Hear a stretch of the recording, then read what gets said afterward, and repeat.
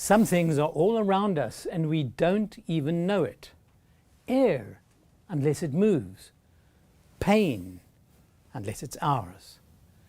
Mental health challenges, unless we're attuned. Be one who knows about mental health disorders, destigmatizes them, makes and is the difference.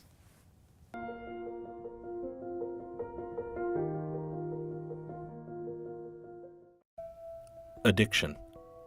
It's still a word filled with stigma and misunderstanding. Inaccurate portrayals in movies have blinded our eyes to see that an addiction can happen in anyone's life. Overwhelming stress, unresolved trauma, including childhood trauma, and many other factors can lead us to practice behaviors or consume harmful substances to temporarily numb our pain. But there is hope for a lasting freedom. Adventist Recovery Ministries can help you find the path to life. Join a journey group to experience a Christ-centered 12-step program. Be trained as a facilitator to host a group in your church or community. You can also be trained as a sponsor or equip your church to be a trauma resource center. You can be someone's hope for freedom.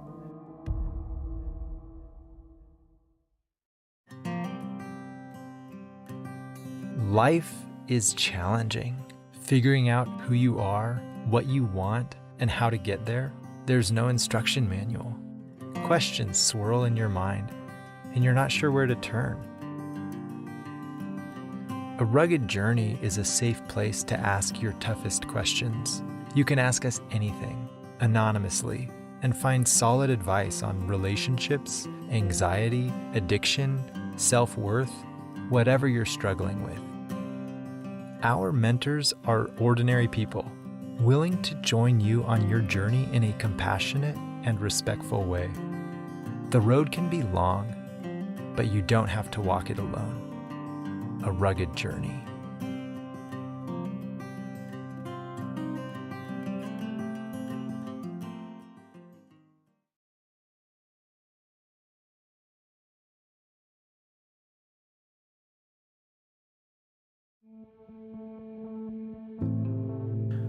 Have you ever felt like you were nearing the point of being overwhelmed? Who hasn't experienced the feeling of burnout? From that place of being overwhelmed, have you felt there was nowhere to turn?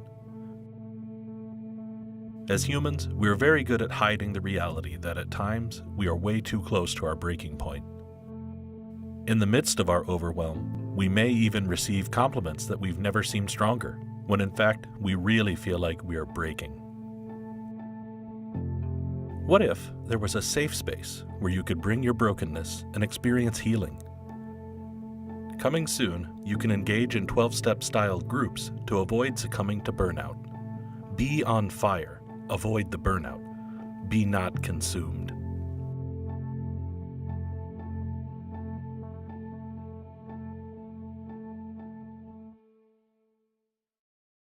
Anxiety, relationships, addiction, self-worth. Where do you turn for answers to life's challenges?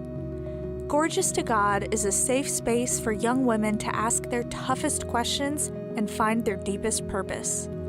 Our mentors are ordinary people willing to journey with you in a compassionate and respectful way. You are loved. You are seen. You are gorgeous to God.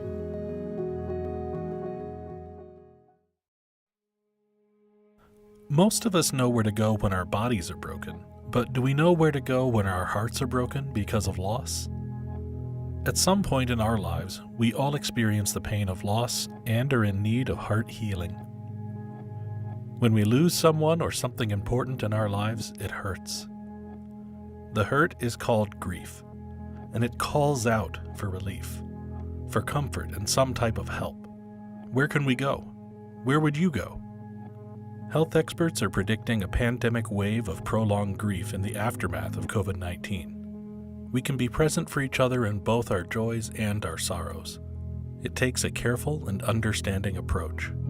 Grief support groups can help. Your community, both in and out of your local church, is hurting. Watch for resources coming soon to help you more effectively lead others through the seasons of their grief.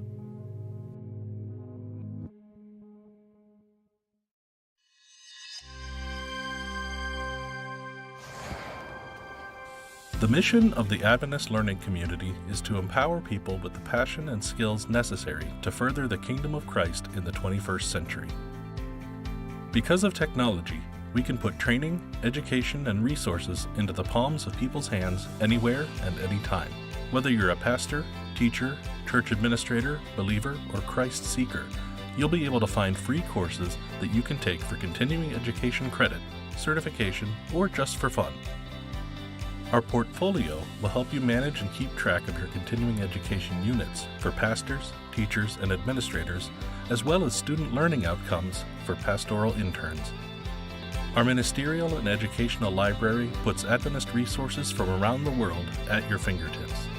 Watch a video, read an article, and share what you find with others. Browse and connect with Adventist teachers that are looking to partner and create academic and faith-based learning projects. Search for project ideas that address real-world problems and create a solution. Follow the steps to guide your class through project-based learning and empower your students to take an active role in learning. Then, share your results. Explore our course catalog and see if there's a faith-based course you'd like to take or a resource you could use in your ministry or devotional life.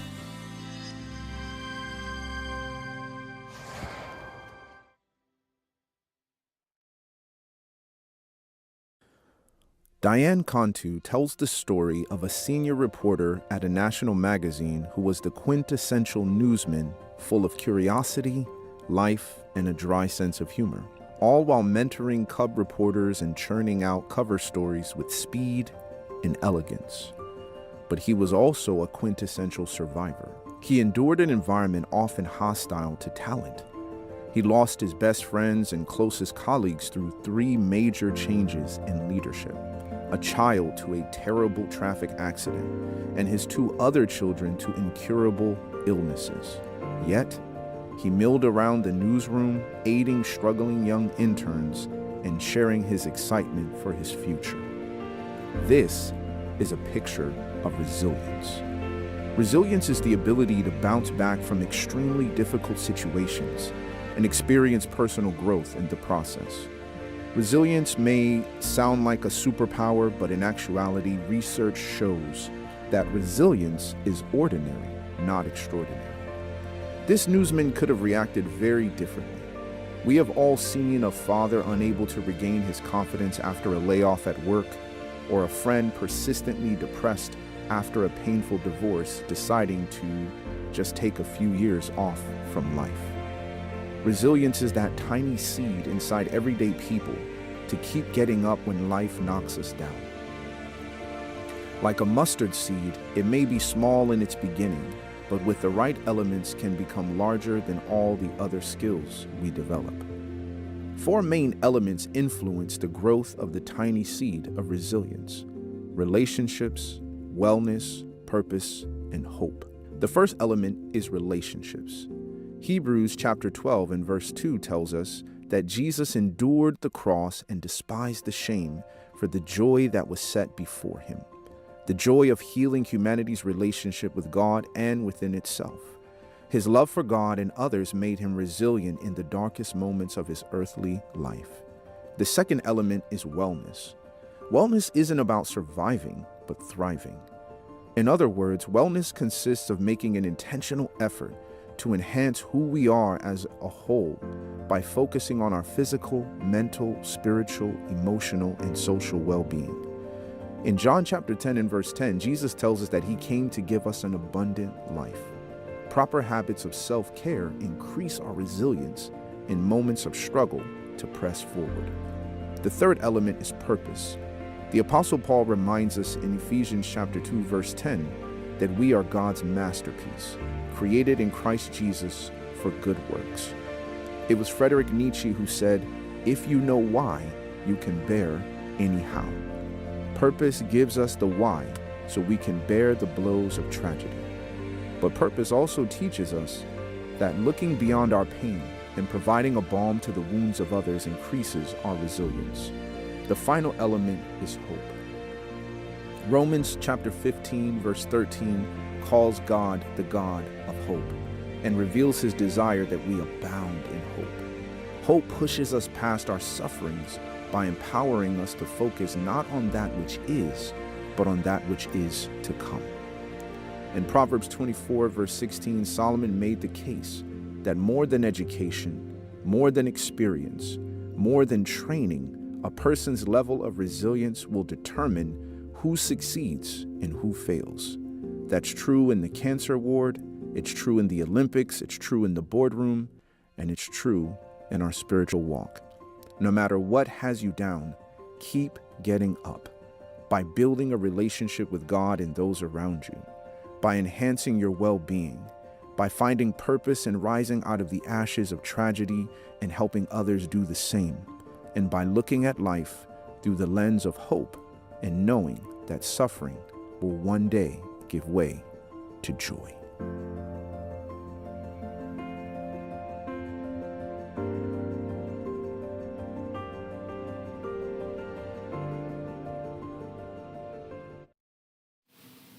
Hello and welcome back to the Restored Mental Health and Wellness Summit. We are here at our final plenary session for this phase, the educational portion of our summit, and I'm really excited to be with you and to have our conversation for today.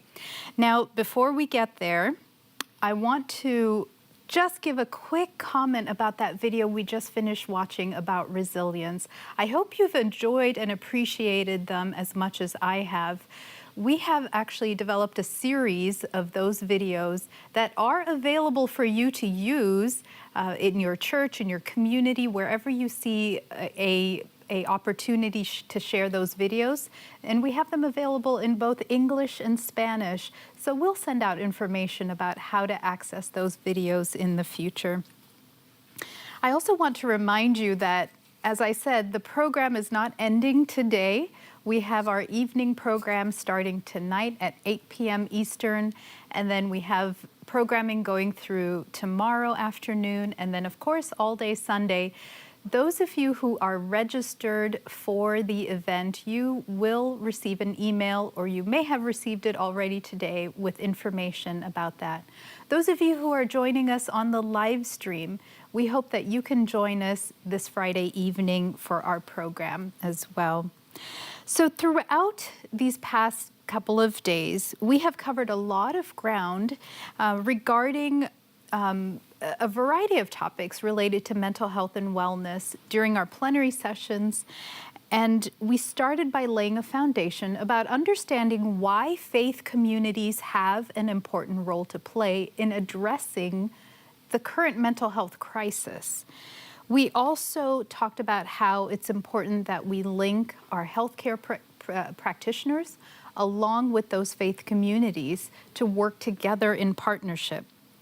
We've looked at the evidence behind the holistic approach to addressing mental health needs, and we've also considered some of those very challenging issues surrounding this, including discrimination, racism, and even how our political landscape can influence mental health inequities. And so these are all difficult topics to address at times, but they're important that we address them, and we address them together so that we can find solutions that work for our communities.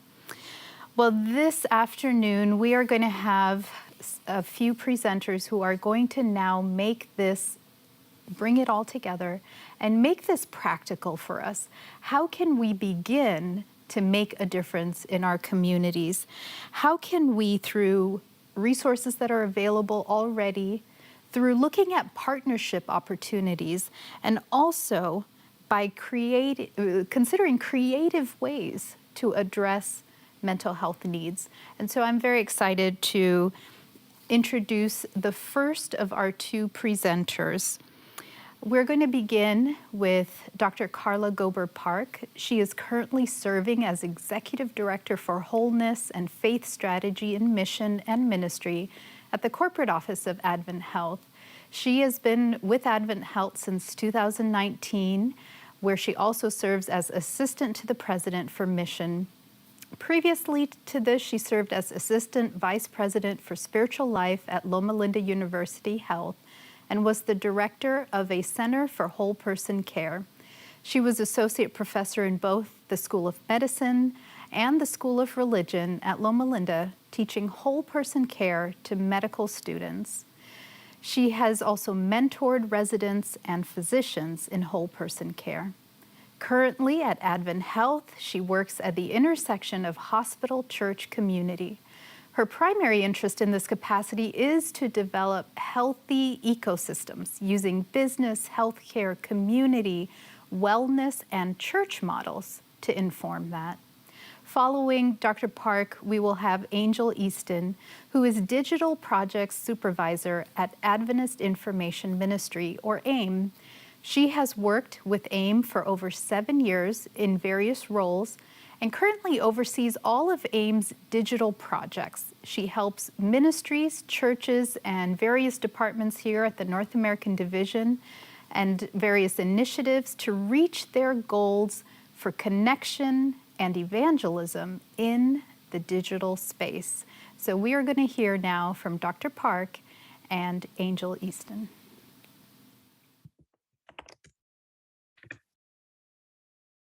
When we're talking about mental health issues, we're not just talking about the individual. We're talking about a complex collaboration between many entities. So the goals and objectives for this presentation are threefold. One is to understand that complexity, to understand that mental health is actually related to where people are born, where they're located, their history, their culture, to understand that a map could actually help us understand those people better. And finally, to explore the potential that faith communities or churches have in helping us address mental health issues. And so when we're talking about mental health, we're talking about getting the conferences involved, getting the churches involved, getting communities involved, and getting hospitals involved. And so before we start looking at mental health issues here at Advent Health, we ask how we could prepare ourselves. We have 51 hospitals in 9 states, and we began monthly meetings with all of our mission leaders and our community benefits leaders, inviting conference liaisons. And we first gathered around a book written by Dr. Calvin Rock so that we could understand how the state and regional SDA conferences work together. And we then also developed a church list. We found out that we have 10,000 Protestant churches in the zip codes where our hospitals exist.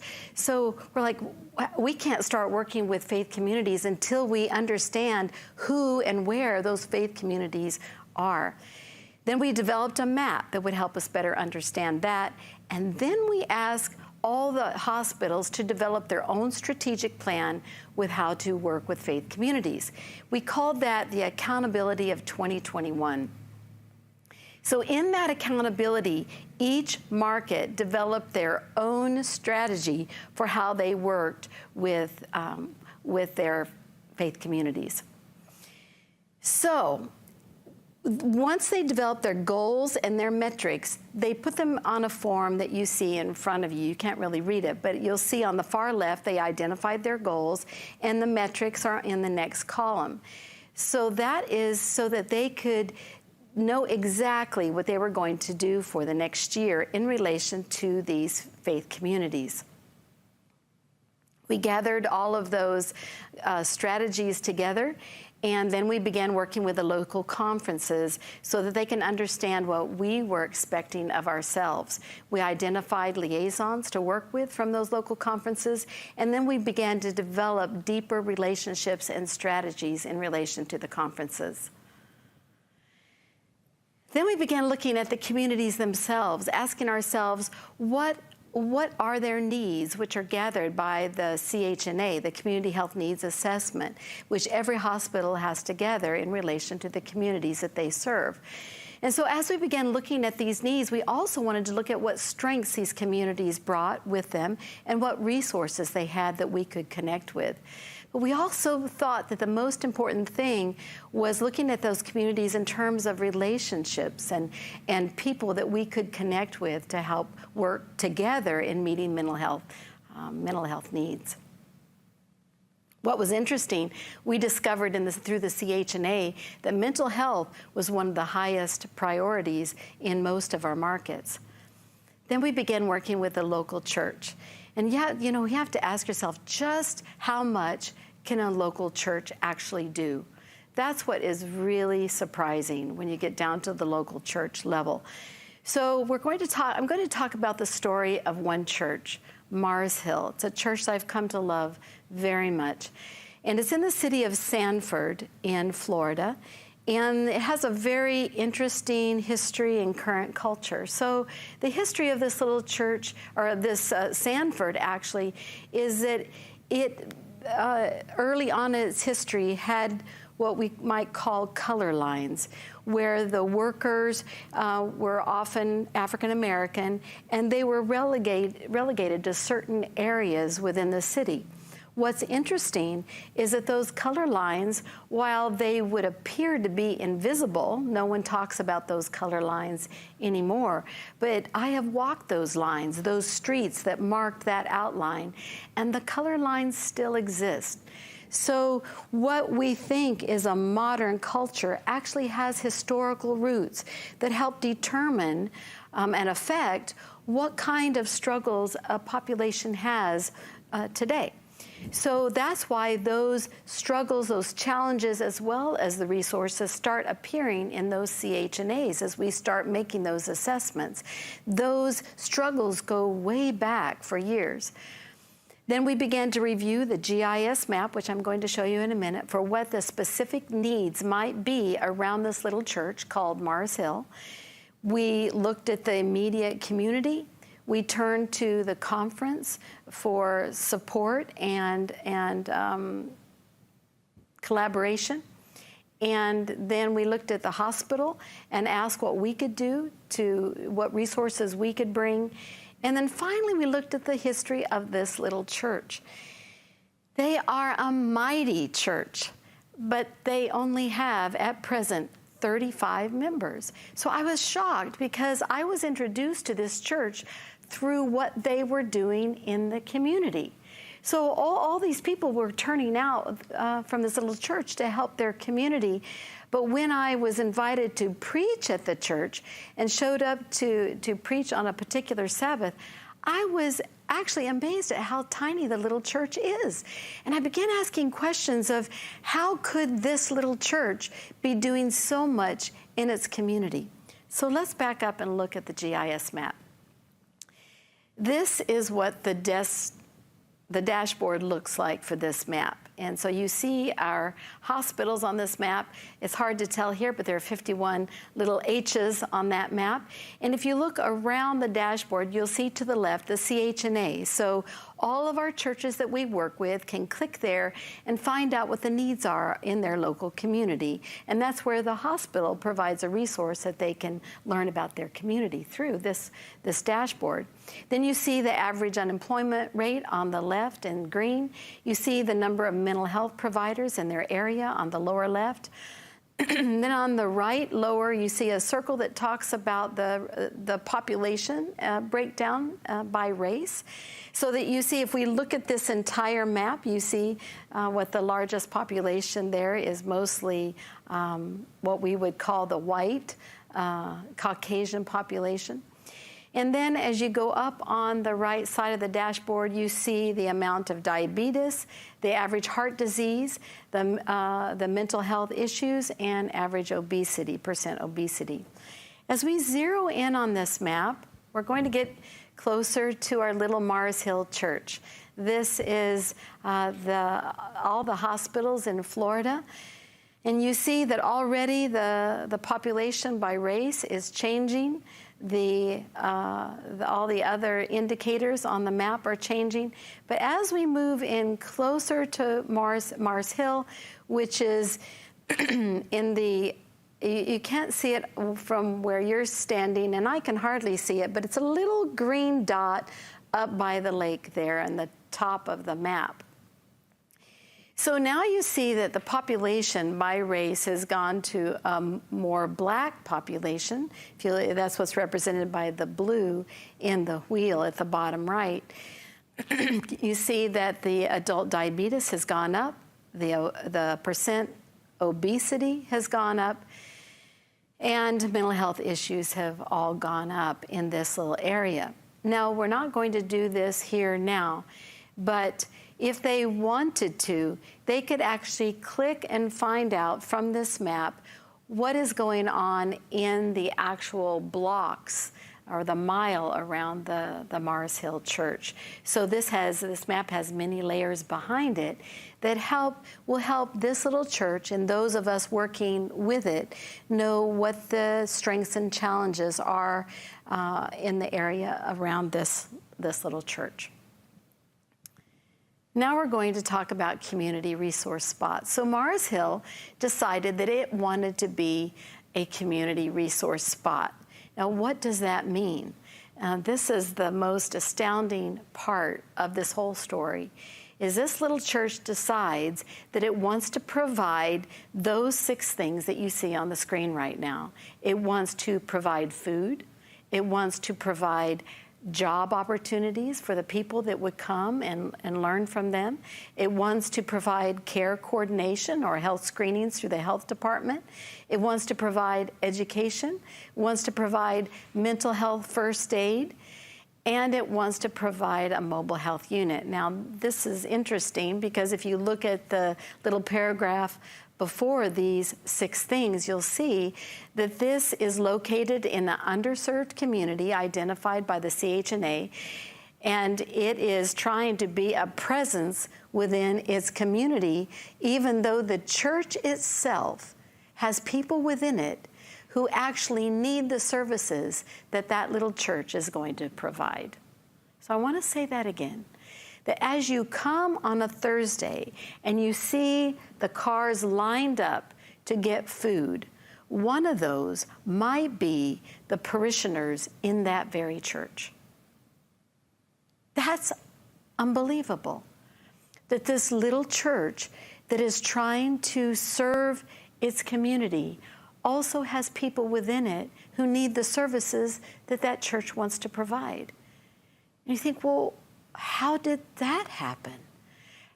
Why isn't it a wealthy church down the road who has said, we have a lot of resources, we want to come in and help this underserved community? Why is it this little church that has needs itself that decides it wants to help provide for its own community? Maybe it's because those who have felt the pinch of poverty want to help the poor. Those who have felt the pinch of not having enough food want to feed. Those who have felt the pinch of not knowing whether they're going to get through their next paycheck want to help provide resources for other people. Those who have felt need want to meet needs. And that's what Jesus was trying to say. It is an upside down kingdom. That the real leaders in this kingdom that is present on this earth are those who have felt the need for something larger, something deeper, something broader.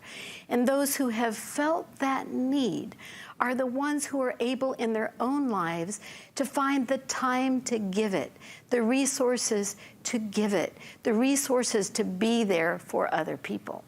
And so you have this little church of very few people breaking their backs to try to serve the people around them. I'd like to show a film now of that little church. It's just a little 3-minute film where we interviewed those who are actually providing these services, and we interviewed these people just a couple of weeks ago. So this is a very fresh film on what is happening now with that community resource spot. Morning. We want to welcome everyone. The Lord is going to bless us tremendously today as we continue to do His work. Oh, Heavenly Father, who art in heaven, again, Lord, we thank You for Your blessing. Let us not realize that what we are doing for those outside there, we are doing it for Jesus. In Jesus' name, I pray. Amen. Okay. I'm gonna give you an extra strawberry. My grandbaby. I know you have a lot of kids. Yeah. Okay. My grandbaby, he loves strawberries. Okay. We come every week.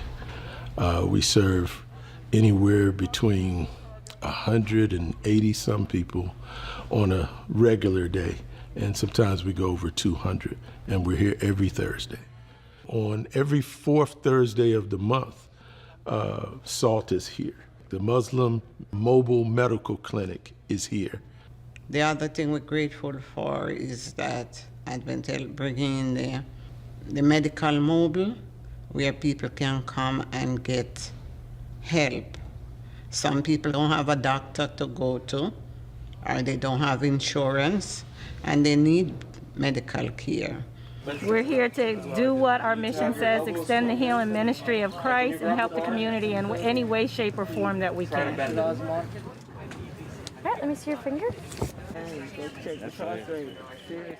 We're a small church. And we have like 35 people maybe in attendance. No. Maybe. Yeah. But we have a handful of dedicated folk. They come in and out every week as much as, possible. So we know people out there who need the help, and we're glad that we have the opportunity to offer that to people who needs it. Yeah, so one of the biggest reasons why I come every week to help and decide to be a part of community service is because I understand what it's like to be in need. And I've been homeless twice in my lifetime, once when I was on my own and once when I had kids. And especially when you have children and you don't know where, you have so many different things. You're trying to figure out how to keep a roof over their head, and you're trying to figure out, where their clothes are coming from. Having somewhere at least where you know where their food's coming from. I get that, I understand that. Everyone is going through the same tough times, and it brings tears to my eyes every week when I see a mother with 4 kids in their car, coming here to put food on their table for the week. And us here as a team, everyone work in harmony together, doing this every week, week after week, I wish I could do more,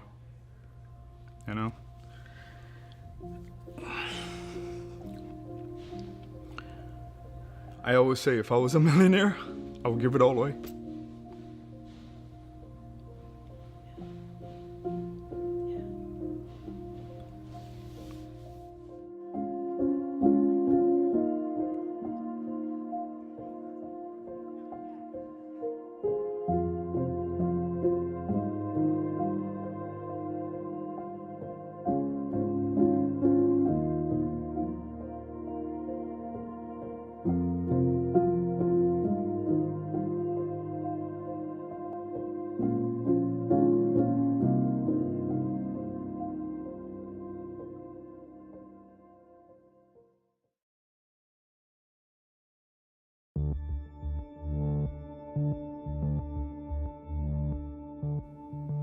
Hi, my name is Angel, and I'm the Digital Project Supervisor at Adventist Information Ministry.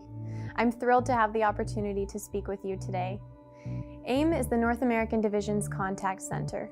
Our representatives interact with people on behalf of media ministries like Amazing Facts, It Is Written, Breath of Life, and 3ABN, outreach initiatives like Your Best Pathway to Health and BibleInfo.com, local churches, and conference-wide projects for evangelism. In this role, we have had the experience of speaking with hundreds of thousands of individuals over the course of over 30 years in service. The theme for this event is Restored, and from a mental, spiritual, and emotional health perspective, we have seen this fact echoed time and time again in our interactions with people. Something is missing. People from all walks of life are drawn in by the saving messages and the gospel of hope that is shared across the division's various initiatives and platforms. Sometimes the appeal is for a free resource for them to read, watch, or listen to. And other times it's simply an offer to pray with someone. The reason for their initial contact varies greatly, but our goal for each interaction remains the same: to connect them with the restoration that is available in Christ and Christ alone. We have the opportunity to speak to people and meet that need in various ways. As the ways that people like to interact have shifted, so has our model for reaching them with the good news and connecting them with needed mental health support. We have seen and continue to see some people who prefer to talk on the phone, while others now prefer to engage more anonymously through a digital channel like web chat, text message, social media, or a web form. Several initiatives that AIM is proud to support, such as gorgeoustogod.org, aruggedjourney.org, apictureofgod.com, I Believe Bible, and others, have had tremendous success reaching people in the digital space. This offers the feeling of safety and is often a less intimidating first step for young people who exist natively in this space, as well as anyone struggling with anxiety, depression, and those feeling embarrassed or ashamed of where they're at in their journey. We have seen these initially small interactions blossom into a thriving conversation and a relationship in which people truly open up about what they're going through. Thanks to the support we provide at AIM, they are able to take the first steps towards healing from trauma, connecting with a community, and understanding more about the hope that we have through our faith in God. The first steps towards restoration. Sometimes conversations that start out as someone sharing a prayer request end up with them pouring their heart out to our representatives over the phone. They may share that they have suffered from depression, have had a lifetime of suicidal ideation, or have experienced such severe and unimaginable trauma that they're struggling to make it through their day-to-day activities. Mental health and wellness are so closely intertwined with emotional and spiritual well-being that it's often difficult to truly separate the two. So while AIM's primary function is not mental health support, we can be that first touch, that lifeline, late at night or early in the morning, on the holidays, all the times that people feel the most alone. We provide a safe space for people to talk about the things that they're struggling with, and we share the love and hope found in the Bible. AIM is not staffed by mental health professionals. We're not a crisis hotline service. The representatives responding to these interactions have been called to serve as a listening ear, as a spiritual mentor, by walking with people and meeting them where they're at in their journey towards knowing and loving God. They are students, they are community members, and they are human. We provide guidance, training, and thorough resources so that they're well equipped to help people who reach out. But these are hard conversations. We are so thankful to be located on the campus of Andrews University and be able to partner with the university in its endeavors to promote and support the mental health of its community members. The Counseling Center on campus provides mental health support and free counseling sessions to all of our student employees. We also have a thorough process of debriefing after tough calls and regular calendar of one-on-one meetings with leaders from our care team so that customer service representatives and digital evangelism team members are supported and given the space to process the hard conversations that they have, returning to the phone or computer restored themselves and ready to be there for the next person who reaches out. Every call, every DM, every text, every email or web form that gets submitted represents a person taking that first step, being courageous and hopeful for a better tomorrow. We are the people on the other side of the computer, the other end of the phone line. We actively listen for and capitalize on opportunities to connect people with needed mental health support, whether that is a referral to a 24/7 suicide hotline, the domestic violence hotline, helping people find a Christian counselor near them, or helping them join a local faith community that can support them in more tangible ways with things like food, shelter, transportation, and medical care. We often find that mental health issues are experienced by people who are simultaneously unwell, either emotionally, physically, or spiritually. Supporting people on their road to finding restoration in Christ requires a whole person approach. AIM is blessed and entrusted with the opportunity to listen to, pray with, and connect people with needed resources to support them on their journey to wellness. We are not the destination, we are a step in the journey. and we are proud to be able to support you as you help the members of your local communities and act in your own spheres of influence, sharing hope, love, compassion, and restoring people to a whole person wellness.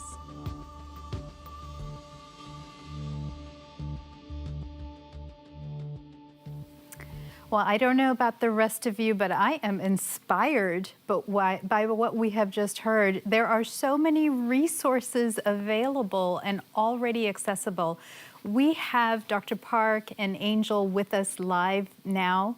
We're going to have some opportunities to address some questions to them. And so put your comments, put your questions in the chat. We're watching those as well. I want to go to Dr. Park first. And thank you so much for the leadership that you have been really leading and in bringing our faith communities and our healthcare systems together. I know that is a great passion of yours. So can you just tell us, lay a foundation for us. Why do you think, or what do you think is the value of a church working with a hospital or a healthcare system? Thank you, Dr. Brower. I think when we work together with each other, the result is always greater. And so when you have the resources of community coming together with the resources of a church, with the resources of a hospital, and it just multiplies the effect. So I couldn't say enough about building strategy first that helps us all work together. And then you gave an amazing example of a small church, just 35 members, who was actually able to make a significant difference in their community. What was it like to interact with that? And how would you say it might be different with maybe a larger congregation? You know, that's an interesting question. I think it actually doesn't depend so much on whether the congregation is large or small. It has to do with whether there are people who are dedicated to a certain strategy. And that's where I can't emphasize that enough. We can all go out there and sort of throw out something and see if it sticks, but that's different than developing a strategy together. And what this church brings is some very loyal people to this particular commitment. And the other thing I would say too is we have to be careful, because when a church is doing so much, it could, break the backs of the people who are trying to serve. So then that raises questions of how can we all work together to maintain their resilience so that they don't get tired and burned out as they're giving to others. Absolutely. So keeping that self-care in mind for ourselves as we're caring for others. So having a strategy is an important first step, not a down the road. Well, Angel, you at AIM have developed a sort of a new strategy. You had to switch from providing mostly telephone servicing to now a digital space. Tell us a little bit about that process, why you felt that was important, and how that happened for you.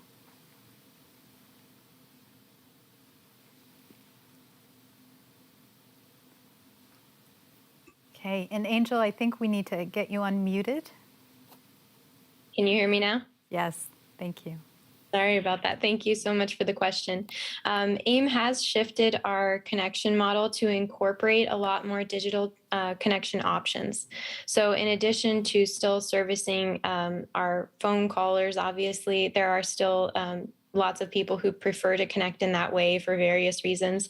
But we now offer text messaging and live chat and lots of other website-based connection that we didn't previously offer. And it has been a tremendous blessing for lots of reasons. So some resources that we share with people and, referrals to various agencies or hotlines, or helping them find like a counselor near them, all of that takes place a lot easier if you can send someone a link to the information, right? So we make use of that in tandem often with a phone conversation, and it's just a huge blessing for our process.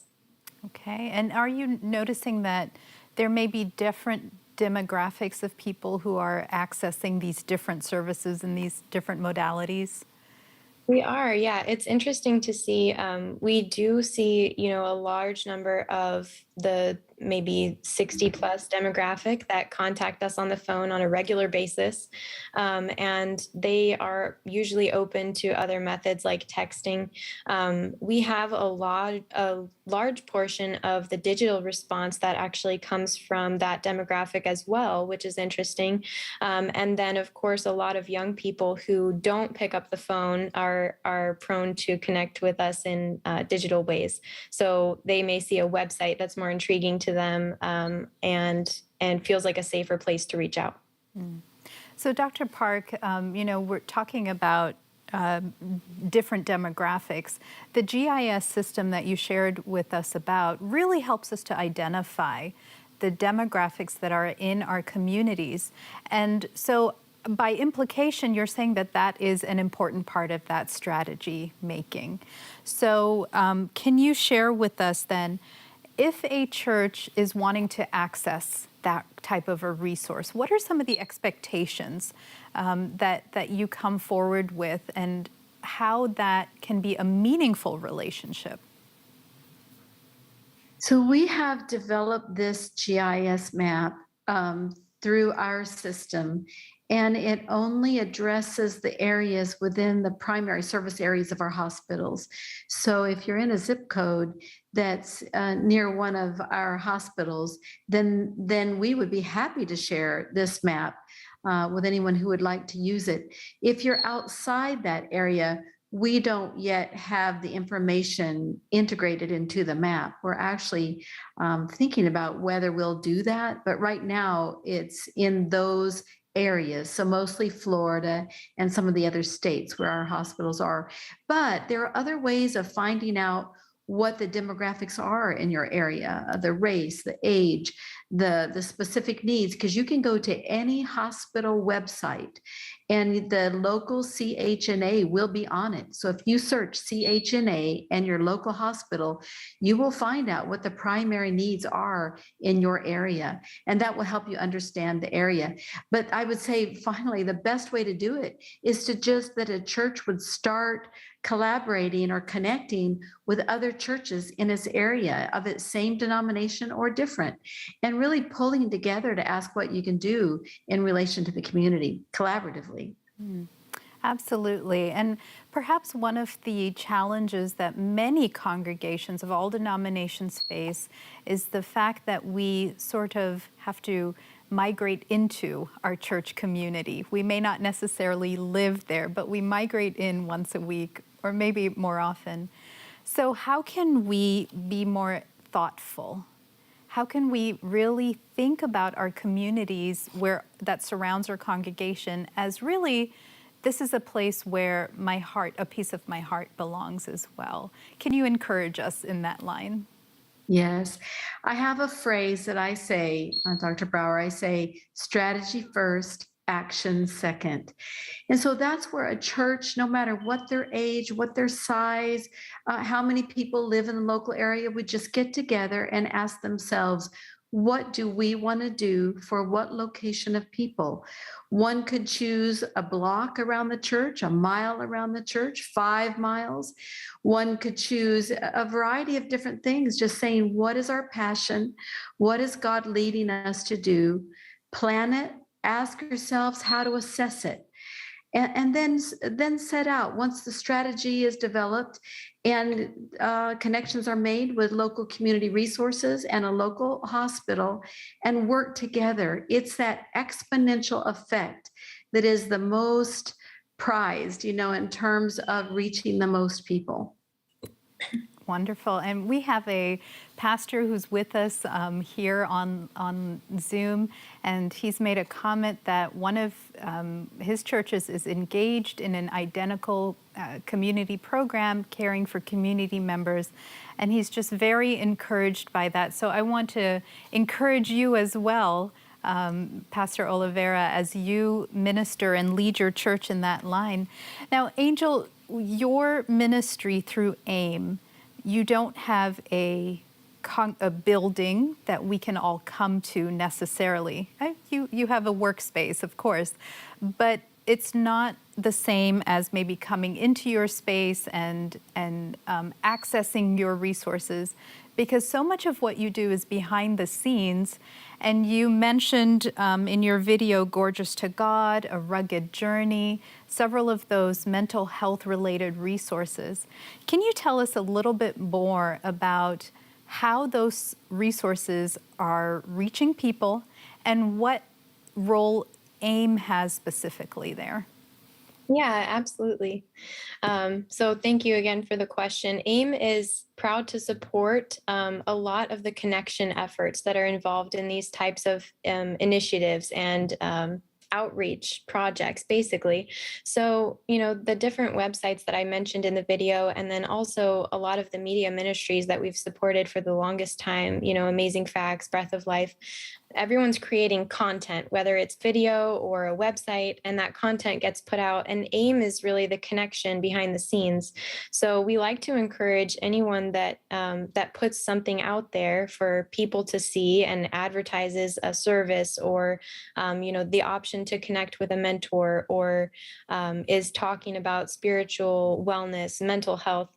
Anyone who puts out content should have some sort of a reach back option. And that is where AIM comes into play. And so we're proud to be able to stand in that space and act as the connecting agency. So whether that means we are dialoguing with someone about a question that they have surrounding a mental health struggle or a topic that they're dealing with personally, or whether that means, we're at the top of the funnel there on someone's journey where we're just reaching them as their interest has been piqued by a program that they've seen on television or heard on the radio. And then we can turn that into a dialogue and build a relationship with that person. We like to think of ourselves as, not the destination, but the hub.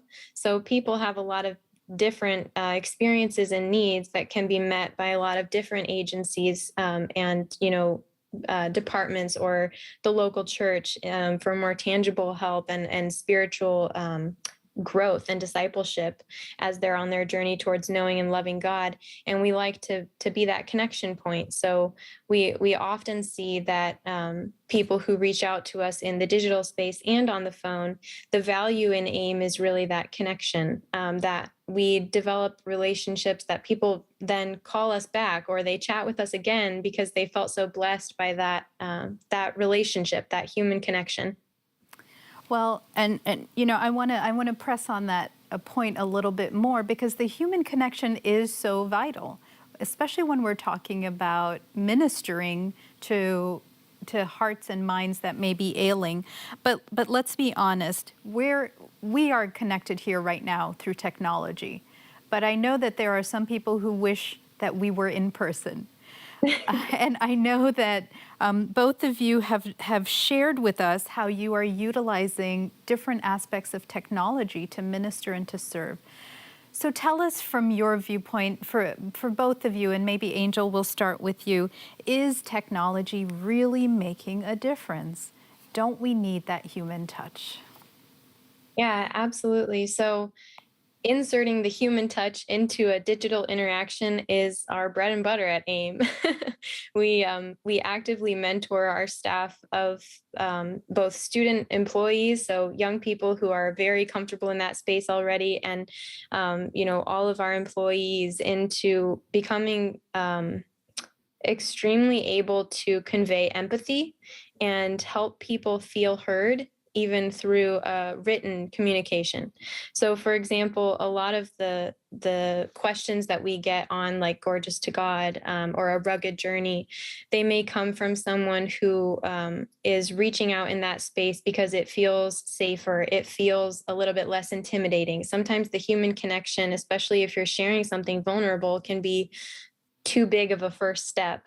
So the ability to connect with someone digitally and then get a really empathetic, thorough, thought out, kind response back, just sharing the love of God with people, and pointing them back to Him as, their guide as they walk along their journey. That's really where we see that the human connection is not lost in digital communication at all. And if anything, it opens a door, I think, that we wouldn't have had the opportunity to speak with this person otherwise, because they may never have felt comfortable to reach out one-on-one or, face-to-face to ask their hard questions. All right, and Dr. Park, what are your thoughts? Technology. You have been a clinician as well, and you know the value of human touch. But tell us, what are your thoughts about this technology? So I am so appreciative of the thoughts that were just shared. This is a difficult one because we are in a world where technology has overtaken almost everything. But at the end of the day, we need to be loved. And God is love. And the technology will never take the place of walking across the street and loving a neighbor. It simply won't. And so what we need to ask ourselves is, how can we make sure that technology is in the service of flesh and blood, rather than the other way around? And thank goodness for those who spend their lives in technology so we can have resources. But at the end of the day, God is calling us to help to love other people in the reality and the grit of life. And that means stepping out and stepping in where people live. Wonderful. Thank you so much. We've talked quite a bit about having safe communities, safe churches. And if people can find that we are safe even in a technological space, then maybe they will come and visit us to help and hopefully find that we are safe in that very human space as well. And that is really one of our goals, is to connect human to human and human to God. Thank you both so much for being with us today and for the work that you are doing to minister hope and wholeness. We're going to go now to our next two presenters. Fire and EMS Chief Corey Smedley joined the City of Alexandria in 2015 as the Deputy Fire Chief of Emergency Management and Homeland Security. He was responsible for improving community preparedness and resiliency. In this position, he worked with local and regional partners to update the Emergency Operations Plan and led the launch of the city's new Emergency Operations Center, which was first activated in May 2019. Chief Smedley earned the Certified Public Manager credential from the George Washington University, and he received the Certified Emergency Manager designation. He holds a bachelor's in communications from the University of the District of Columbia and a master's degree in organizational management from Johns Hopkins University. Chief Smedley is dedicated to the community and supports professional growth within every organization he serves. And he had an opportunity to sit down with our Director of Adventist Community Services in sharing with us. Our final presenter is Dr. Ricardo White. He is an experienced medical director with a demonstrated history of almost 20 years in the healthcare industry. He is skilled in healthcare consulting, case management, prevention, addiction medicine, and healthcare information technology, and is the founder of the Mastermind Institute. Since 2017, he has served as the Section Chief of Psychiatry at the Community Hospital of San Bernardino, a Dignity Health hospital. Prior to this, he was the medical director of both the Chemical Dependency Unit and Outpatient Psychiatry at the Behavioral Health Institute of Loma Linda University Health. As a distinguished thought leader and subject expert, Dr. White launched blacktherapy.com to start a campaign for the healing of the Black community in response to the recent racial tensions. And he is now serving as chair of the North American Division's Mental Health Task Force, working with the Health Ministries Department. And please put your questions in the chat. We will have a conversation with Chief Smedley and Dr. White. To be effective within communities requires one to form relationships which create trust. The Seventh-day Adventist Church has been supporting communities through Adventist Community Services for the past 50 years. The need for these relationships is highlighted during crisis events, when community leaders and public safety look for partners they can trust to assist in recovery efforts. Currently, we have formed a strong relationship with the Alexandria Fire Department, and recently I had a chance to sit down with Chief Smedley to hear about the advantages of the affiliation of Adventist Community Services. Let's take a look. Can you tell us a little bit about who you are, where we are right now, and what happened back in 2000, I think it was 18, here in Alexandria, Virginia? Yes, my name is Corey Smedley. I'm the fire chief of the City of Alexandria. The City of Alexandria is right within the National Capital Region. We're separated from Washington, D.C. by the Potomac River. We're right now in our state-of-the-art Emergency Operations Center. This came into existence back in 2017, 2018 is our first activation at the Emergency Operations Center, and this was not in place back when we had the congressional shooting where we saw the fact that 7 people were shot. Okay, now you mentioned that the Operations Center was not in place. At that time, you had not heard of Adventist Community Services, one of the organizations that does emotional and spiritual care, mental health. Since that time, we have reached out to each other, I guess, and had communication. How helpful is that to a department like yours here in Alexandria? Funny you should say that. Adventist Community Service is very helpful. It's part of the volunteer organizations Active in Disasters, VOAD, and I can tell you with a situation like the congressional shooting, resources are quickly absorbed. And you have to make sure that you have different partners that can help fill those gaps and take care of certain things that you may not have the expertise to handle.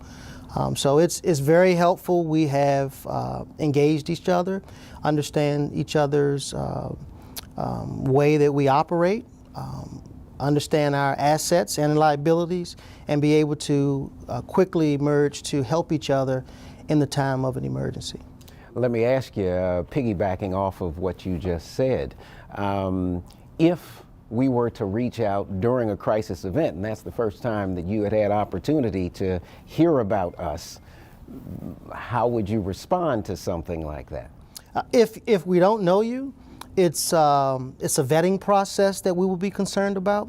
Also, what your capabilities, and if we can trust you to do what you say you can do. So it's very critical that we build those relationships before the emergency. But we do have a kind of a bridge or conduit for what we call spontaneous volunteers through Volunteer Alexandria. We would rather have trained volunteers like an organization like Adventist Community Services, but we would use you in the space of what the need of is for that event. So for example, during the congressional shooting, there was different things that we needed. Feeding. We needed a place to get refuge for not only our first responders, but family members or loved ones who had family members impacted by the shooting directly. And just a location for us to be able to address their concerns and be away from the situation while we're dealing with the emergency. Now, I know we've had conversations previously, and you mentioned something about some type of center that you all were looking into setting up. Can you tell us a little bit about that? We call it the FACT, Family Assistance Center. So a Family Assistance Center, you have to find somewhere to bring people that are concerned about what's going on in in their neighborhoods, as well as concern about their loved ones that might be impacted by that emergency. And you can't do that on ground zero where the emergency is while you're trying to address the emergency. So that FACT Center or Family Assistance Center is a location where you have certain subject matter experts, whether it's Adventist Community Services, the Red Cross, FEMA, Health Department, etc., that can take in the community, give them information, provide them some shelter, and get them the tools and the assistance they need to not only understand what things they need to happen for them, but also what's happening to their family members. Okay, appreciate that. Let me ask, before we go, is there anything you'd want to tell to individuals that are viewing this? We've got doctors, nurses, attorneys, a number of different experts in their areas of employment that'll be viewing this. What would you say to them? Many of them will affiliate themselves with Adventist Community Services, but they may join up with other help organizations as well. What would be your advice to them, person of your ilk, a fire chief in a major metropolitan department? What would your advice be to them as to what they can do to be a resource to their community? One, you matter. You can make a difference, and whatever skill set you have, it can be utilized during an emergency. Please get involved. Contact your local emergency management office, wherever that is in your jurisdiction. Whether if you don't have a local, you can contact the state. You can contact an organization like Volunteer Alexandria or whatever the volunteer organization is within your region, so that you can get involved and understand the needs of your community, and they can understand what you bring to the table to help during an emergency. We all matter, we all can help each other, and we all have a vested interest in our community. All right, appreciate that. And I guess I would like to throw in there, we would encourage them to get with Adventist Community Services and help us help you. So thank you, Chief Smedley. Appreciate it. Thank you for having me.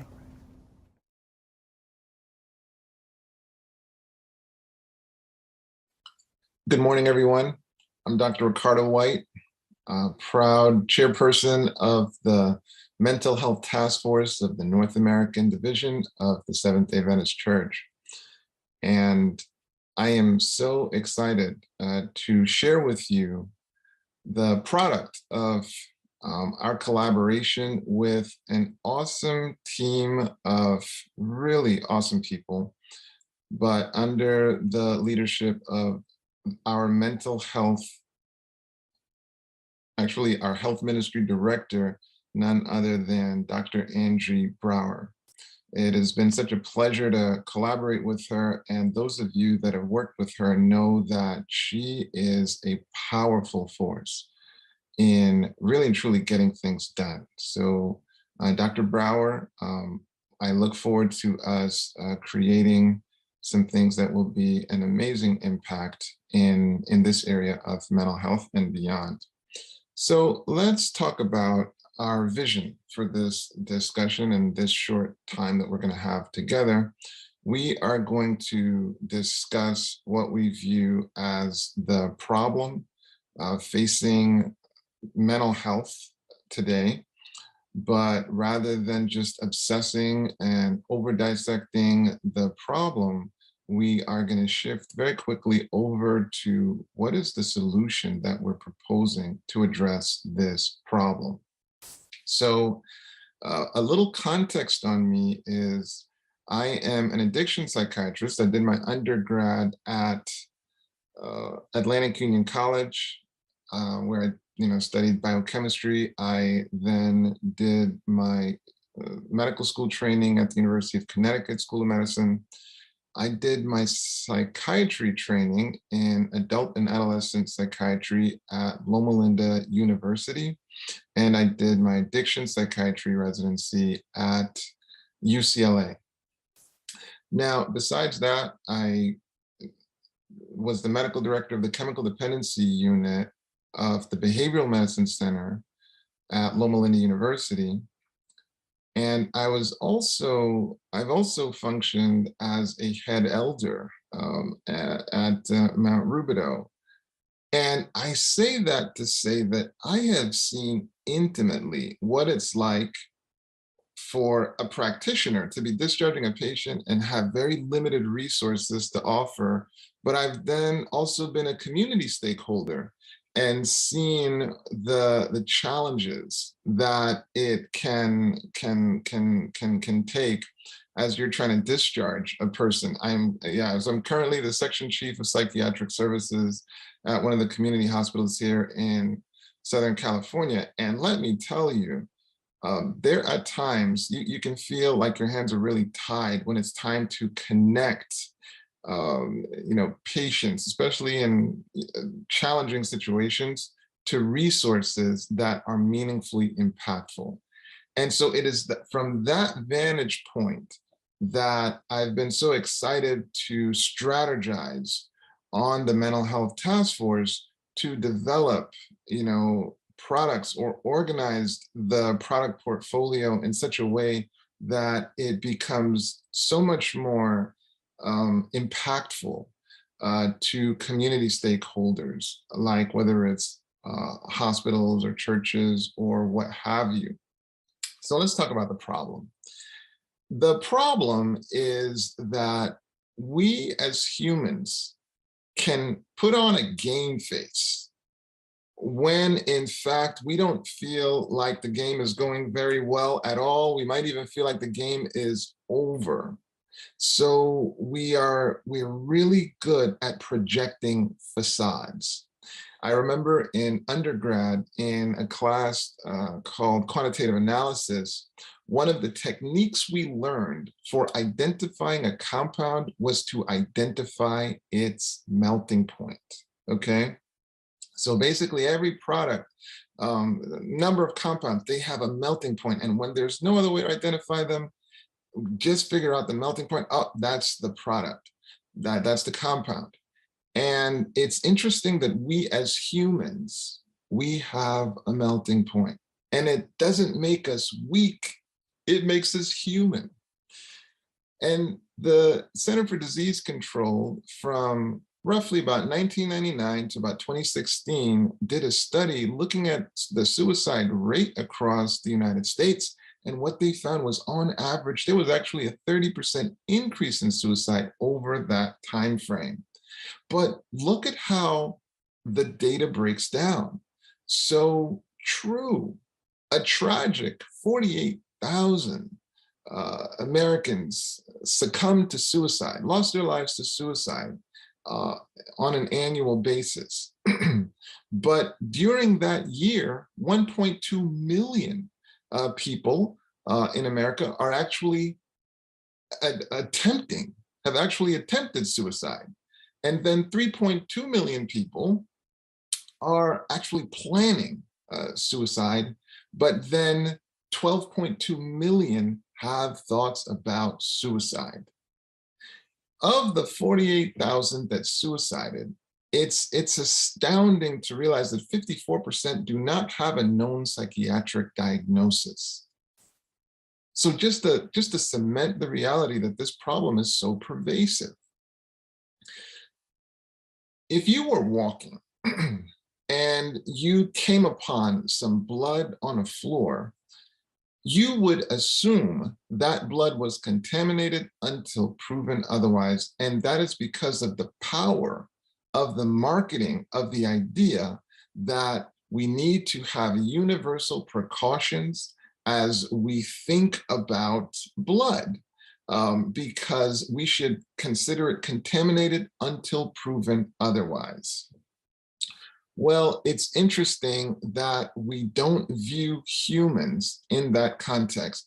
And what if we really started to be sensitive to the vulnerable nature of the, though powerful, but very human spirit? What if we recognized how vulnerable it actually is? So what is actually the solution? Well, in the biblical Old Testament book of Daniel, we encounter a story in which 3 Hebrew boys challenge a king who tries to force them to go against what they believe. And rather than succumbing to this king's pressure, they prepare to pay the ultimate price. And they're actually thrown into a fiery furnace that the heat of which kills the people who threw them in. So they now end up on fire in this furnace, but not consumed. And so as we're dealing with this issue of overwhelm, the problem is not being on fire. The problem is not having passion. The goal is having passion, but not being consumed. So one of the first things we did as a group thinking about this issue was we considered our ideal client's success path. And what you see is we thought about where a person would start out, and that is feeling overwhelmed, sort of having the gorilla, the 400-pound gorilla on your back. And so we thought to ourselves, well, what would be the interventions that would help them break free and actually feel victorious and able to continue on the journey, impassioned, on fire, but not consumed. So one of the first things we thought about was optimizing resource integration. So there is no shortage of resources that have been created by some very hard-working people that are making a meaningful impact, and we must salute that, we must acknowledge that. And in honor of that, those folk made those resources to be as impactful as possible. And so the goal is, what if there was a way to promote integration that would increase the availability of these resources? The hard work that they've done is deserving of that, And so that's one of our goals, is how do we make sure that those resources are as accessible as possible? One thing we talked about was a problem-based web setup. So currently, this is the beautiful appearance of our website, and you can see those hexagonal shapes underscoring the mindset of a desire for integration. And so the goal is, what if things were a bit more problem-based? Because while people who are having a problem, while they are super clear on the problem, a lot of times they're not so clear on what is the solution. And so what if it was a more problem-based approach so that people who landed on the website would know immediately where it is that they need to go? That's one thought, and that's one strategy and campaign that we will be looking at. But the other thing is, imagine a dynamic survey. So imagine if you could be surveyed, and that survey would actually help to populate your queue so that you could then understand, hey, what are the resources being offered by the NAD Mental Health Task Force? What's being offered that is relevant to my problem? So imagine a survey that would then populate you with relevant resources. But not just that. Imagine if that tool would actually also notify the resource that you exist and that you're looking for this solution. So it would be this bilateral system that would promote bringing together the user, the person who needs the resource with the resource itself. These were some of the things that we talked about. But then we also thought to ourselves, how could we impact constituents in a more meaningful way? How could we really touch them and impact them? And not just that, what if there was something that would impact them even more meaningfully, but also leverage the expertise in a scalable fashion, okay? So now, here you have this person who has a skill set. They don't have to feel necessarily overwhelmed. They can take that skill they have and they can leverage it so that it can actually impact more people. What if that was possible? But then what if, in addition to that, you could actually have this intervention impact more upstream? So I talked to you before about this situation in which you have, 48,000 people suiciding. It's really tragic. And look at the numbers though. You actually have 12.2 million people who are thinking about suiciding. And I'm sure the number would be even larger if we looked at pre-suicide and just people feeling overwhelmed. Can you imagine that number? Well, imagine an intervention that actually can be deployed more upstream and more impactful to an even larger segment, so that maybe people don't even get to these more downstream conditions in the first place. Coming in 2023, I want to proudly introduce our initiatives of the not consumed burnout groups that we want to deploy throughout the North American division. It's our goal to have 12-step groups that support mental resilience. 12-step groups that support mental resilience. The 12-step model has just been absolutely amazing as a resource to complement the clinical setting. And it is our goal to have support groups that are going to support resilience. So the question you may then ask yourself, well, what would be the intellectual property that would drive the effectiveness of these groups? So the intellectual property is based on the following. I want to show you a slide. It's busy, but I'm going to walk you through it. So first of all, you have this human function curve, and on the y-axis, you'll see performance. You're going to see performance. And then on the x-axis, you see arousal stress.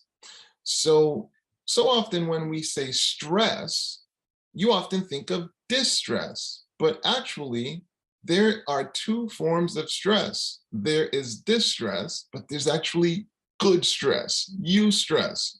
And so with some arousal stress, you can actually get an improvement in performance. But with more and more stress, it will get to the point where it stops improving human performance, and it will actually start to go into that distress area. And now you see exhaustion, ill health, and actual breakdown and or burnout. There's another way to think about this, and that is that the brain is in a tug of war between being pulled towards distress or being pulled towards eustress. Because you see, eustress is really important. It's really important to understand that not doing anything, not being on fire, is a condition the brain really doesn't like. It enjoys being challenged. You have 100 billion neurons, not for them to just do nothing. They want to do something. And some of doing something is eustress. It's good stress. Well, rather than you fighting alone to pull it over into the eustress zone, what if you could get some support? What if you could get some help to pull it from distress over into eustress? So one of the things we at the Mastermind Institute have pioneered is this idea of vital connections for thriving. And so we've identified 7. They are spirituality, relationships, resource management, time management, health, which we break down into mental and physical, purpose. We talk about 3 dimensions of your purpose. And then we talk about rest, the power and the importance of rest. And so we feel that those are vital things that humans are connected to. And so in a person's thinking, it's our belief that it is critical to proportion the thinking amongst those 7 vital areas, and failure to devote sufficient thought and strategizing in those areas will make a person at risk for breakdown. So what we are very interested in is processes that help the brain to proportion itself amongst those vital areas. You'll see that we depict the brain as a diamond, helping to cement this idea that your brain is the most valuable thing that you have, and it's designed to help you strategize and solve the problems in your life. And so we get very excited about tools that will help a person proportion their thinking and their strategizing in those vital areas. So imagine not consumed year-long support groups that actually help people develop strategies and support them in developing their personal initiatives to have success in these respective 7 vital areas. So now I want to share with you our minimum viable product launch schedule. So by November of 2022 of this year, we want to have our logo and branding complete for the North American division, not consumed groups. We then are going to get a big book completed. That'll be done by yours truly. And then coming in March of 2023, we will have the workbooks that are going to be the drivers of the group. We'll have that completed. And just in time for next year's Health Summit, we will be launching our facilitator training. So if you're wanting to be a facilitator for these burnout groups, that's going to take place. We're going to launch that at next year's Health Summit. And not just that, though, because of our linear focus on preventing burnout, we'll also be developing and launching by that time a facilitator support network, because we don't want our facilitators burning out, of course. And so I mentioned to you the importance of optimizing resource integration. So it is the goal of these burnout groups to be supported and empowered by the numerous resources that we talked about before being offered by the North American Division Mental Health Task Force. And of course, the goal of the burnout groups is to keep in mind that success path that we mentioned, of having people go from overwhelmed and having no tools to being skilled and growing in mastery. So let me just summarize by reminding you that it is our belief that even when this is the internal experience, we are amazing at being able to hide that. And the suicide statistics show that this issue of burnout is a huge issue. And we get excited about targeting upstream strategies upstream where we can actually impact a larger number of people and perhaps help it not get to suicide and those other downstream conditions much less likely. And so we keep a linear focus on the success path and looking at what are strategies that will move people along the success path of going and feeling from overwhelmed to actually feeling victorious, able, and on fire, but not consumed. And so we talked about the success path that we're looking at, that we want the burnout groups to move people along. We've talked about our passion and commitment to optimize resource integration, set the website up in a more problem-based organization, launching this dynamic survey to enhance matching those interested in the resources with the people offering the resources. And then we talked about, streamlining those services and magnifying their cohesiveness so that they are utilized even more and in an even more meaningful way. With that, I'll take any questions that you may have at this time. Thank you for your attention.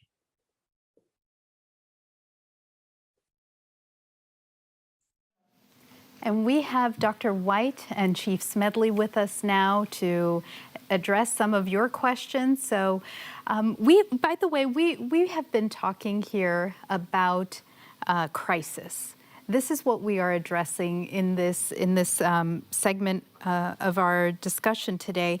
Is we know that crisis situations arise, and unfortunately, we have been living in a crisis situation for a couple of years now, haven't we?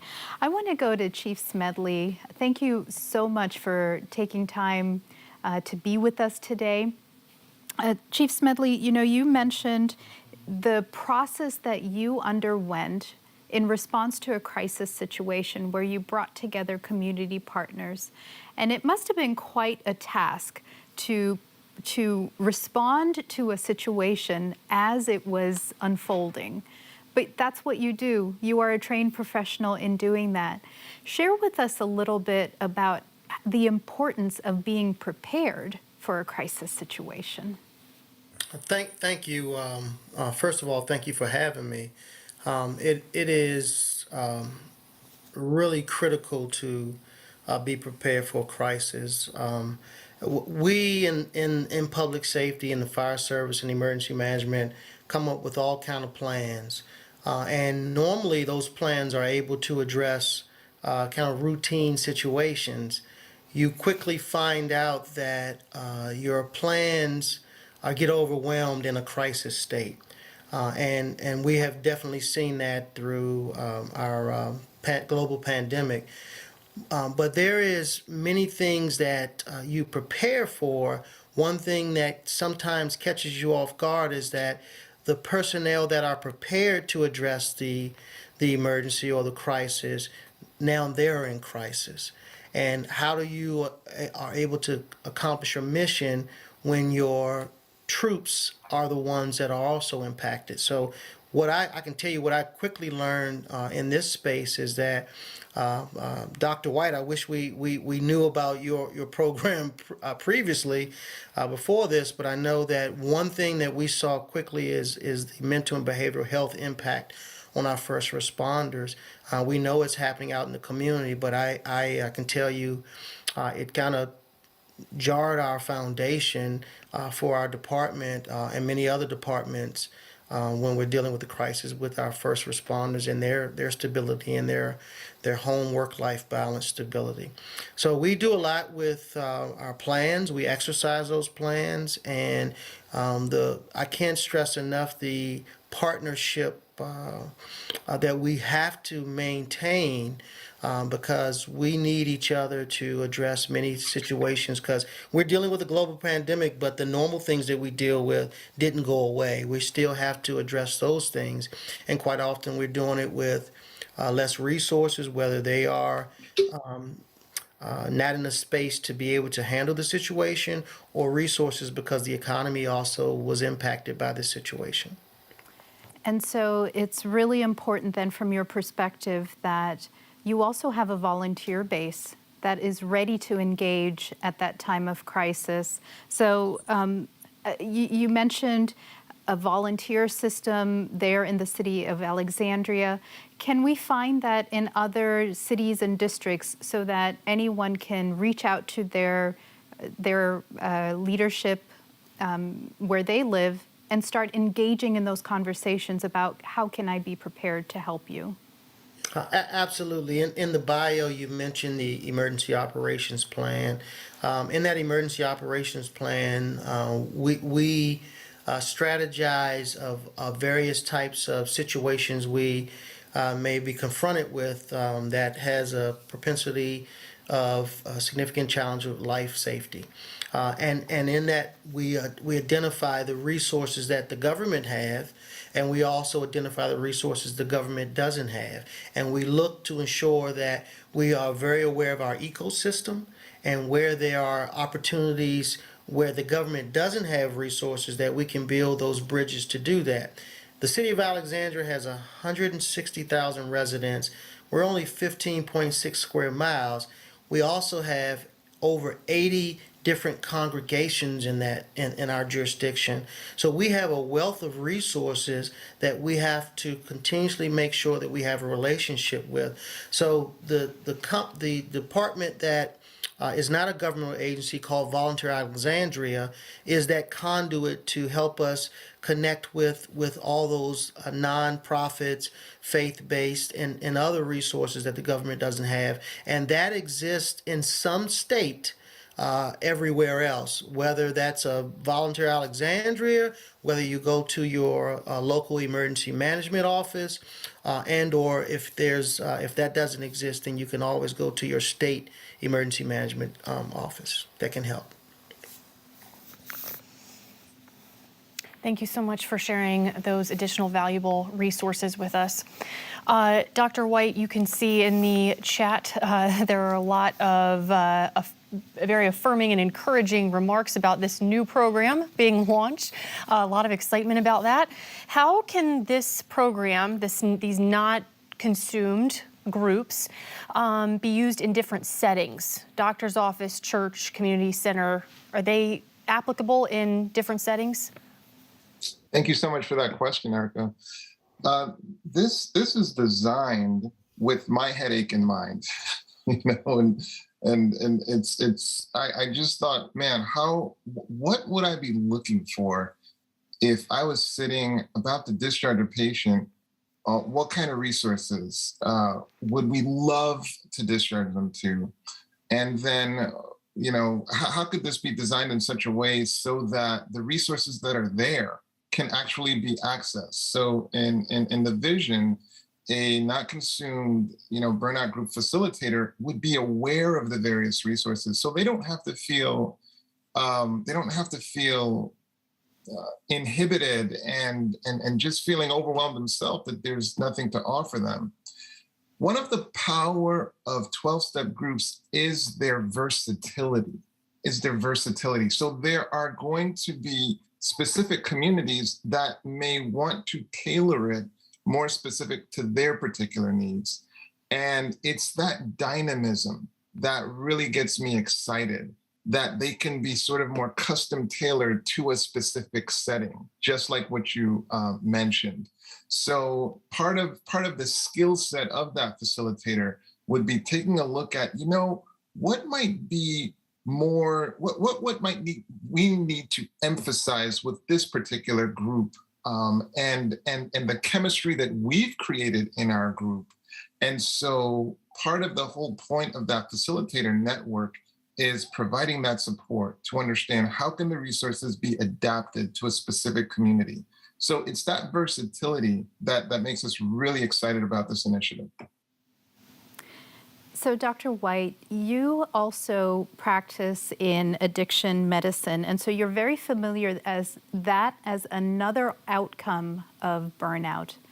And so what you're looking at doing is really addressing a number of downstream issues. Tell us a little bit about, in your practice, what are you seeing? How are you noticing the trajectory that individuals are on right now, given the current crises that we are surrounded with? Well, there's so much in terms of limitations, as far as, hey, so you've got the acute locked setting where you can go because you're just completely overwhelmed. There's following up with, you know, a therapist, a psychiatrist, you know, and the gambit as far as the practitioners that will affect the person's or help a person with their mental health. And there is going through that process. Now, the limitations are, there is such a large segment of people who don't even make it into that kind of a setting. And we all know that there is so much resistance to accepting and pursuing mental health care, especially from that acute standpoint. And we'd love to see that change, by the way. But what if we could get people excited about engaging in an initiative to avoid getting to that space in the first place? The goal is that there is so much stigma associated with downstream efforts with regard to getting mental health care. And that stigma, by the way, it needs to be overcome, and work needs to be put into reversing that. But I think the goal of the not consumed groups is that might be a barrier we don't even have to necessarily fight, because who doesn't want to strengthen their resilience? Who on this call right now is not in some ways at risk of burnout? Because those of us that are leaders, we are by all means on fire. We have passion, and it puts us at risk for overwhelm. It puts us at risk for overwhelms. But now in this initiative, it doesn't have to be stigmatized. I'm going to my resilience group. You have a resilience group? Tell me more about that, because I wish I had a resilience group. So I think this brings to the human experience what positive psychology talks about, what mental health talks about. Like, what if we focused on wellness, and didn't have to just obsess over illness? What if we actually focused on wellness and put energy into optimizing wellness? How excited would that be? That's what this initiative's about. Well, this is very exciting because we know that there is a great need, and the crisis situation that we all have been living in has emphasized that all the more. In the last just couple minutes, I'd like to ask both of you just one final question. If you had known that this crisis situation that we're in now was going to happen, what would you have done differently? How would you have prepared? And Chief Smedley, maybe we can go to you first. I might have retired, but it's that balance. In my business, it's a lot of Type A personalities, and they don't normally come forward when there's a challenge. I know there are resources that we have to care for them. I would have made sure that those resources had the flexibility and the capacity to serve our first responders, and sometimes that's where we struggled.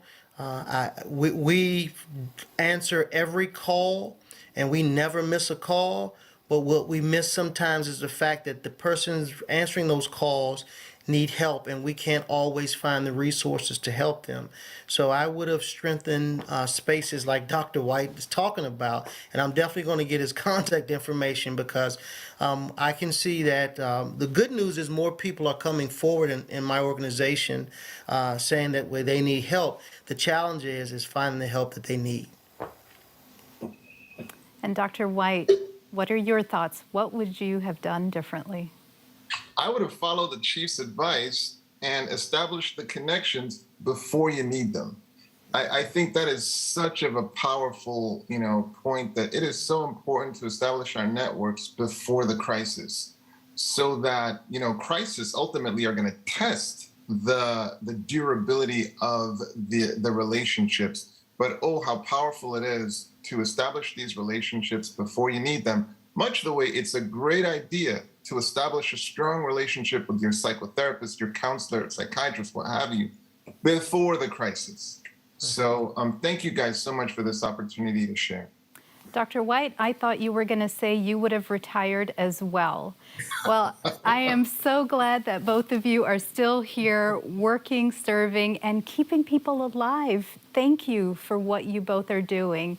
And thank you for also inviting us into partnership to help you keep people whole as well.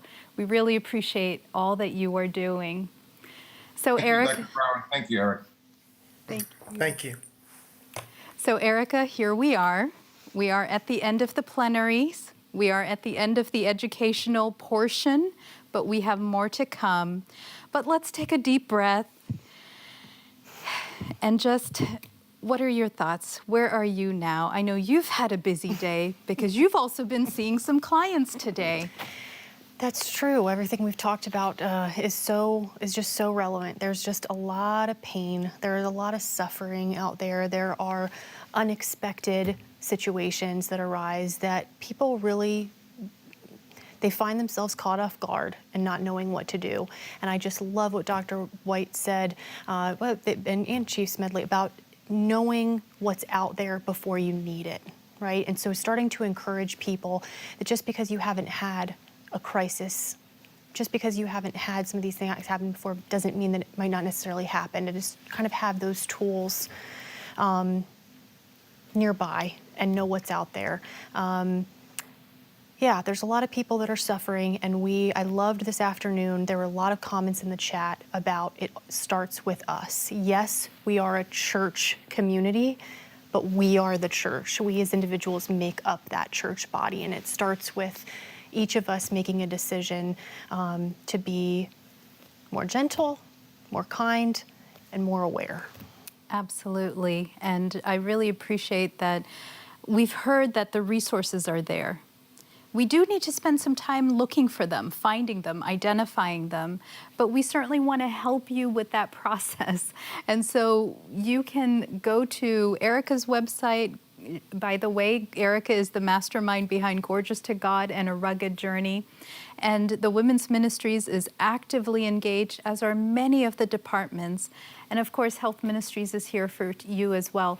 We want to remember, as you said, Erica, that this is not just about the church, but this is also about each one of us being prepared. At any moment, we may be approached for help, or we may notice that someone is in need of help. So what can we do to be ready? Well, that's what Sunday is all about. So please don't miss your training session that is coming up on Sunday. We have a number of announcements that we want to run through very quickly as we wrap up here. And there's so much that is needed to be done, but there has been much that has done. And so let's also remember that we can thank God that He has really been the mastermind behind it all. So the first announcement is to please check your email for all of our registered attendees. You should be receiving an email with information about the programming for tonight, for tomorrow, and also for Sunday. So please be sure to check your email, check your spam or junk folders as well. If there are any issues, please, the email to reach out to is health@nadadventist.org. Any questions or problems, please reach out to that email address. So tonight, we are going to go into our inspirational segment of our summit. And we're starting with a powerful program on the impact of music on the brain. So you don't want to miss this program featuring Pastor John Bradshaw from It Is Written, Kelly Maurer, Jamie George, and Jennifer LaMountain. Now this program is going to be live stream only, so it will not be accessed on Zoom. You can go to those websites listed on the screen, nadhealth.org/restored or nadhealth.org/Sabbaths for that information. Also, tomorrow is Mental Wellness Sabbath, and we have a special sermon that has been prepared by Pastor Mark Finley that you can take to your church. I know it might be too late today to take it to the church for tomorrow, but you can use it at a future Mental Wellness Sabbath at your local church. But what will happen tomorrow live is an afternoon training on friendship evangelism, and we have Pastor John Renifo will be joining us for that. We also have Dr. Carlos Fayard, who will be talking to us about how to successfully do a mental emphasis Sabbath at our church. You can find that information on our website as well. This will be through Zoom. It will not be live streamed. Now for the Sunday sessions, please, please, please, for those of you who are registered, only you can access these sessions. They will not be live streamed. So please check your emails. You do need to accept the ticket to access the class that you have registered for. We begin at 10:15 Eastern with our networking sessions. We're going to have another chat with Dr. White. And then our trainings begin at 11 a.m. Eastern. Remember to pick up your ticket through your email. And then don't miss our closing program at 7 p.m. Eastern. We have a special message from the General Conference to share with you at that time. For those of you who are here for continuing education, pastors and educators, you will receive information on how to access that through the Adventist Learning Community. And for any of the health providers, Loma Linda University has a special process to obtain those units, so you should have already received an email with information on how to access that. And part of the continuing education process is to complete the evaluation. So take out your phones right now, scan that QR code where you will be taken to directly to the survey for today. There was a separate survey for yesterday. These surveys will be open for about a week, and so we'll email them out to you as well, but make sure you complete your surveys as well. Recordings of all of the sessions, most of them are already available through Zoom for our registered attendees. We will post them in the future on the Adventist Learning Community, and of course, we will let you know about that. But Erica, that's all we have for now, and I think it has been an absolute joy and pleasure to be with you, to be here, and to be with each one of you as well. We hope that you have been blessed. We hope that you have gained some valuable knowledge as well as some inspiration. And remember, we're on this journey together. We hope you continue and stay with us. And Erica, would you have a closing prayer for us? I'd be happy to. Heavenly Father, we close out this day grateful and full of hope for a new day and a new chapter. We've talked about pain and suffering and trauma and crisis. And Father, you have been walking through these fires alongside of us. We thank you for this opportunity to meet together, to discuss these important challenges, and for the way that you have guided us to find solutions for hope and for healing for your children. We pray now that you will be with us as we go into these evening hours, that we will find rest and be restored because we have spent time with you. In Jesus' name, amen.